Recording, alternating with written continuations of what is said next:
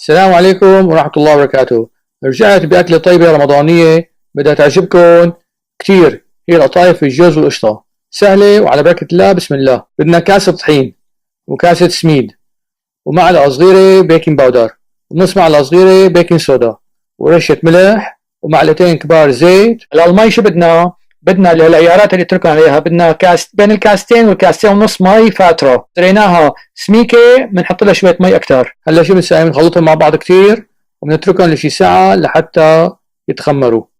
بده يكون الخليط تاع القطايف هيك، شايفين شلون مريء بالوقت نفسه سميك، يعني النوعين. شايفين شلون؟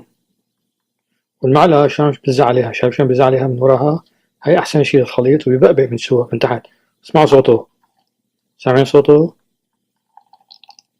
هيك بده يكون. هي مقلاية تيفال.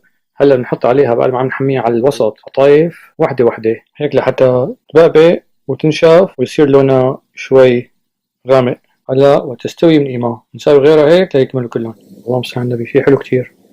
جاهزين. هلا بدي احشيهم نصهم بالجوز مع سكر وشوية قطر، والنص الثاني بقشطة مع فستق حلبي. هلا بخ هاي الصينية تبع الفرن بزبدة وبحط هدول عليهم، بحطهم بالفرن على 350 لشي ربع ساعة. شوفوهم حتى يصيروا يعني ذهبيات. عرفت شلون؟ بعدين بحط لهم القطر. يكون القطر جاهز. هو عبارة عن كاسين سكر بنغليهم مع كاسة مي وكم نقطة من الليمون، تغلوهم شي 5 دقايق بيكون جاهز القطر.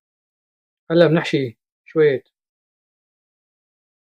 هاي جوز، شايفين شلون؟ وهلا نسكرها على بعضها، بنرص عليها هون. شايفين شلون بنرص عليها هيك حتى تسكر كامل. هلا بندهنها بالزبدة. في ناس بيقلوها، انا ما بحب القلي. شايفين شلون؟ جاهزة ما احلاها. هلا والقشطة ناخذ من القشطة ونحطها هون. قشطة طيبة جدا سويناها بالبيت، نسكر عليها من فوق. شايفين طالعينها من الفرن قطايف جوز وقشطة بياخذ ريحة بتاخذ. هاي القطر سويته انا بارد، هلا بحطه عليهم هن سخنين. لا تنسونا، ايوه ادعونا دائما معكم. السلام عليكم ورحمة الله وبركاته.